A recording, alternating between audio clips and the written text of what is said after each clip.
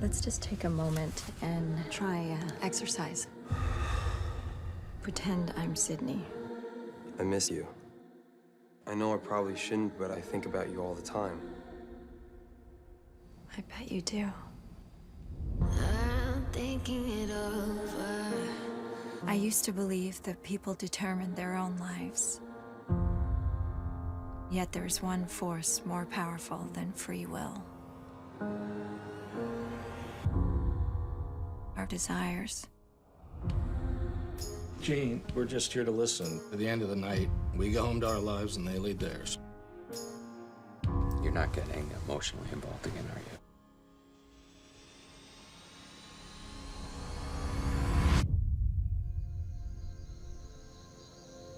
Where were you? I told you. I know, but where were you, really?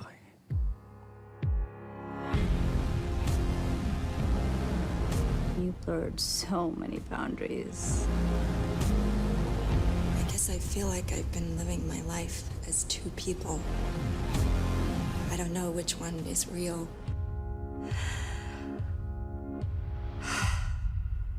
I don't know who's in control anymore. You need to control your fucking impulses. Does it make you feel powerful to manipulate people like this? I'm afraid our time's up.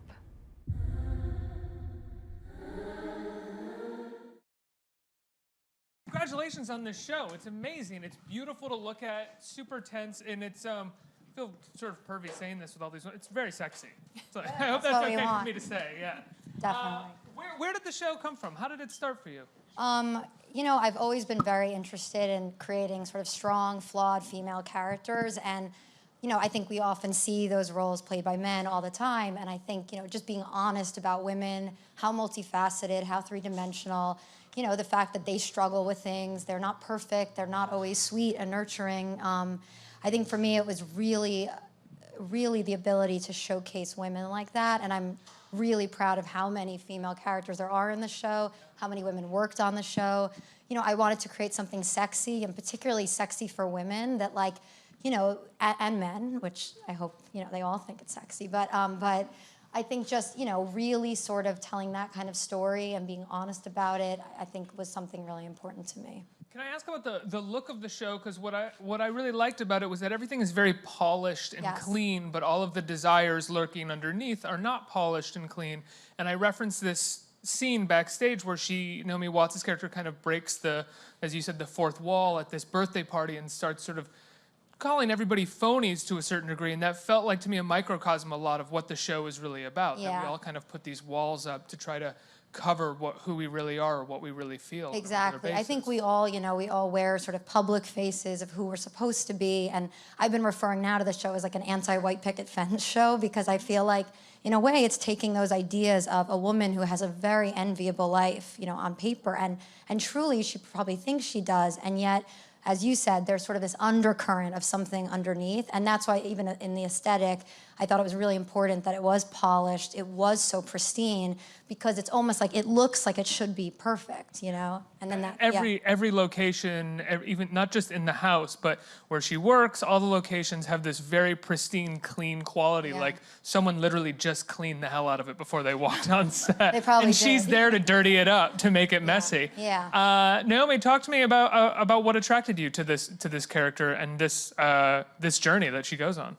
Yeah, I would say I was definitely curious about TV, and a lot of the great writers are there now because of the state of the film industry. And I was approached actually firstly by Sam, the director of the first two episodes, Sam Taylor Johnson, and I knew her, and she brought it to my attention, and the first read of it just felt really compelling, and absolutely, as Lisa says, this complicated, flawed woman who on paper has everything going for her in her life, and but feeling this level of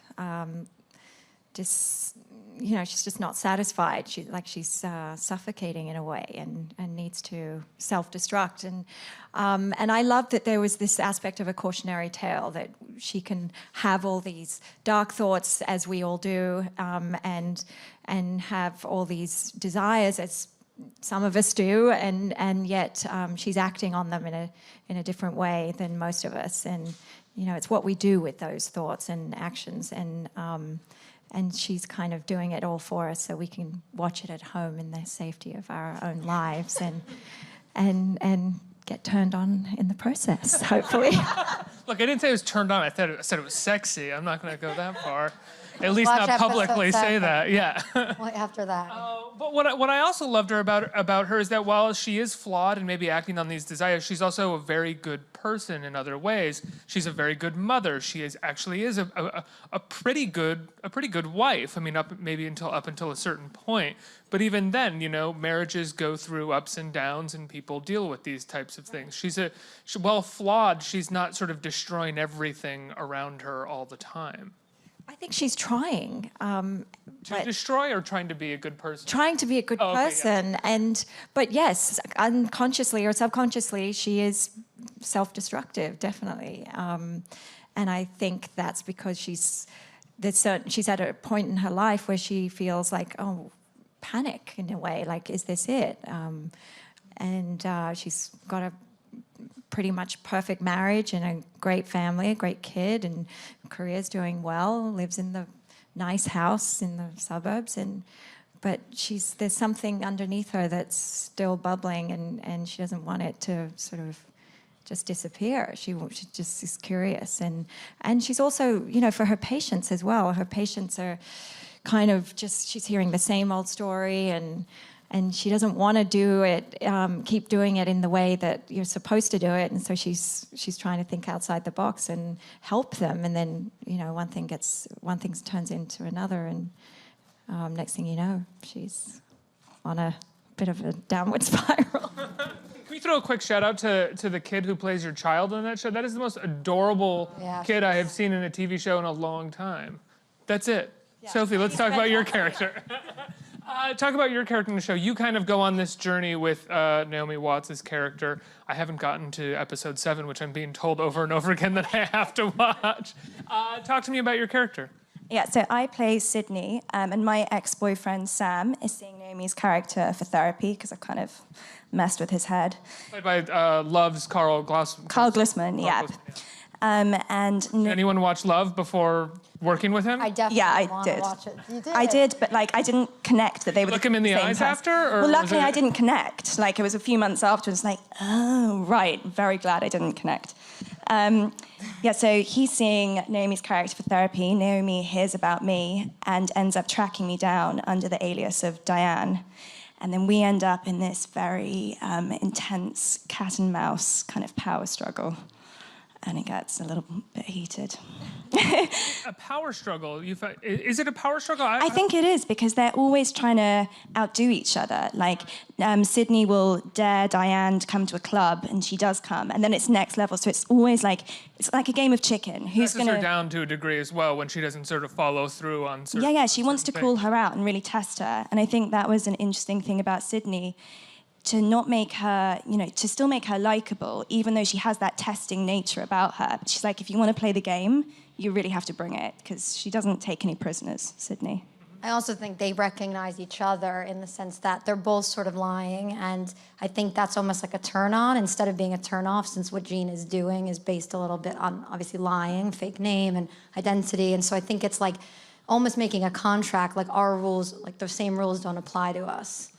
What was it like writing a show that was essentially completely women all around the show? You have 2 male characters in the show, Billy Crudup and Carl Glusman, who are, for the most part, a bit more, I would say, I don't want to say not weak, but more passive, and even sort of having the struggles that are usually the typical struggles of female characters in shows. Exactly. I mean, I think it's a real reversal of the shows, the sort of archetypes we're used to seeing with men and women. And both Billy and Carl, I think, did an amazing job in the show, and I think they bring a lot of nuance, and I think there is a lot of dimension to their characters. But definitely for me, it was these female characters and seeing all of the dimensions of them. And I also wanted to showcase that not all men are the way that they're depicted in TV and movies. Not all men cheat. Not all men are immoral. The fact that the moral center of the show is probably Billy's character, I think that anchors the show for some viewers who might not relate to Jean or might not relate to Sydney, that they'll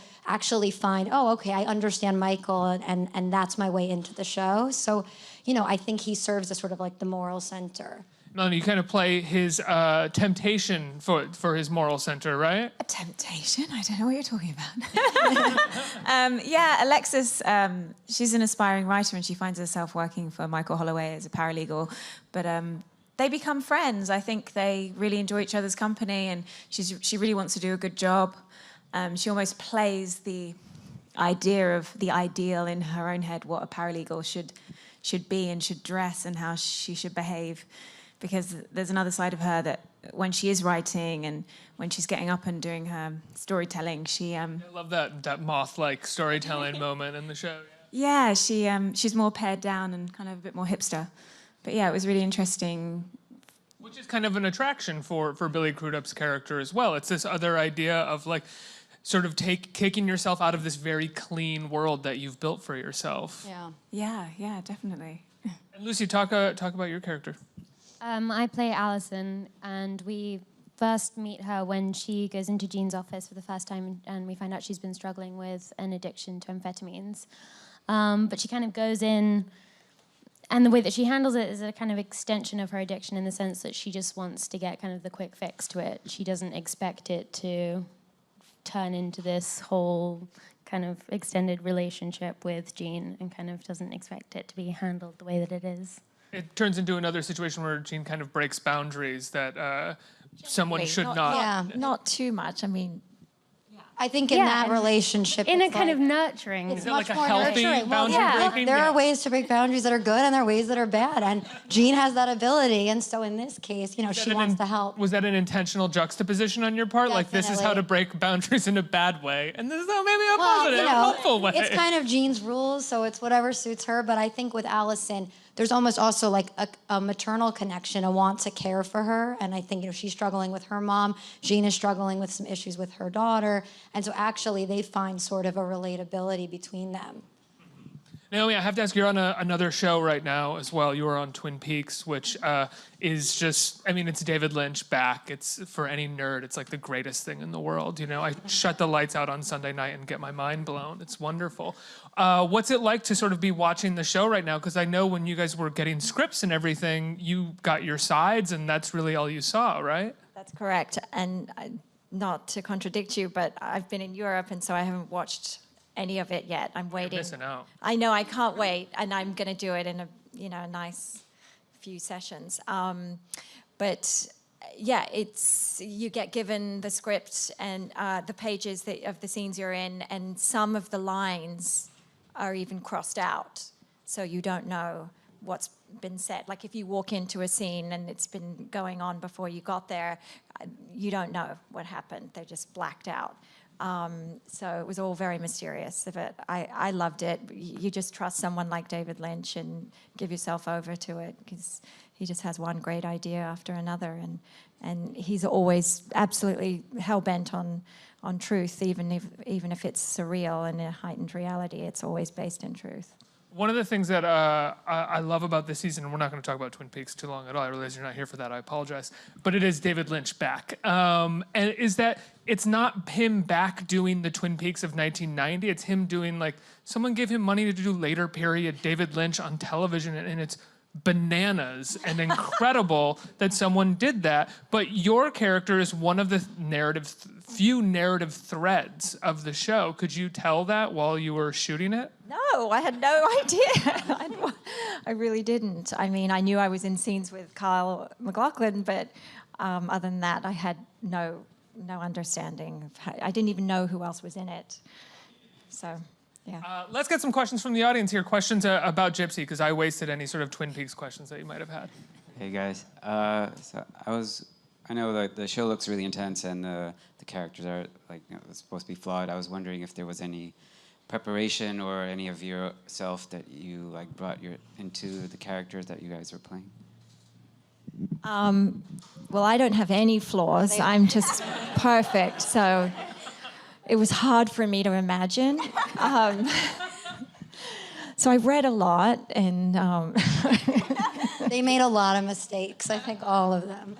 No, I just really identified with this character because she is having this identity crisis, and I grew up in England. I moved from England to Australia. I even moved around a lot of times in England, went to several different schools, and I had this feeling constantly that I had to fit in to the new group that I was, surrounded by, and so I from a very early age, I understood what it was to have to reshape your identity in order to win over the crowd, and so I kind of related to Jean for that reason, and I am endlessly fascinated in the exploration of one's identity.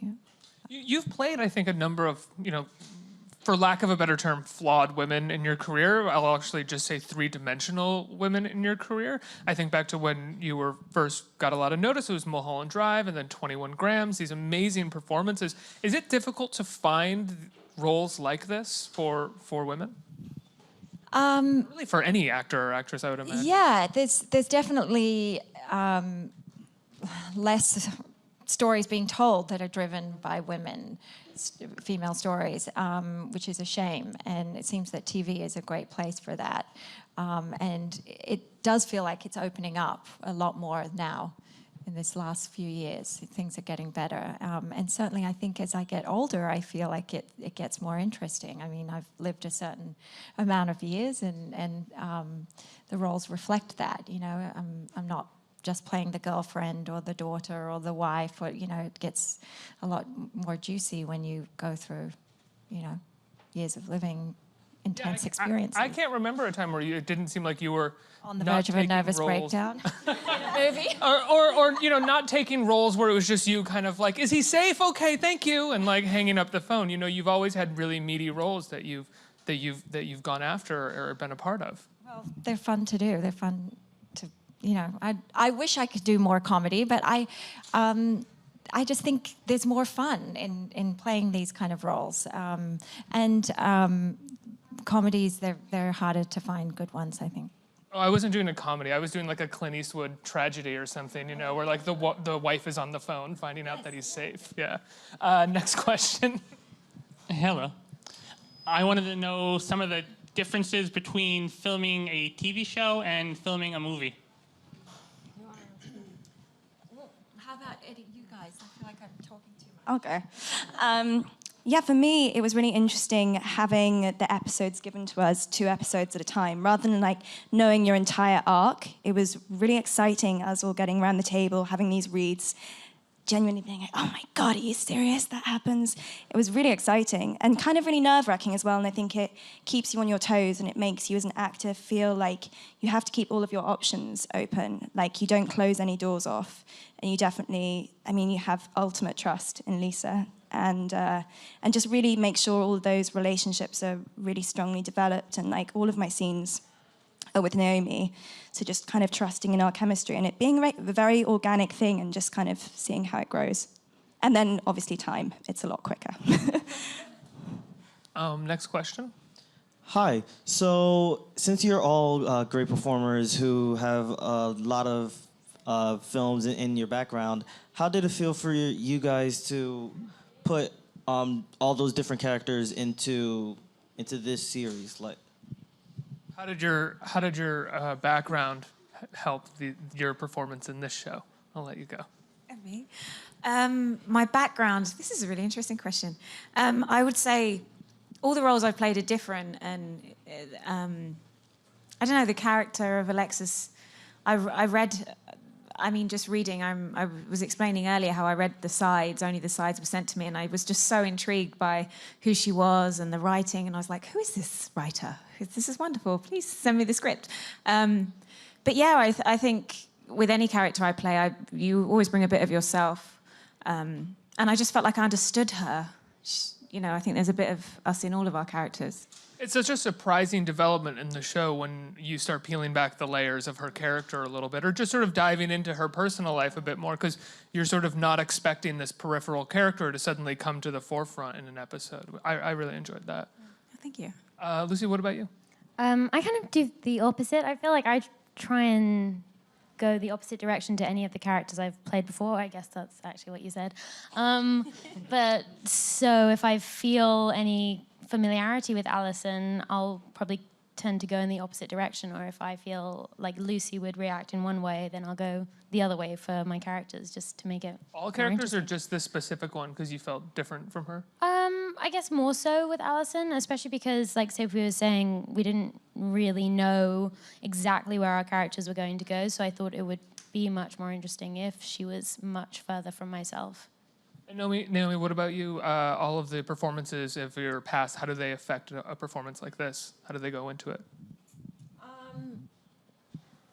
Yeah, I think every character you take on,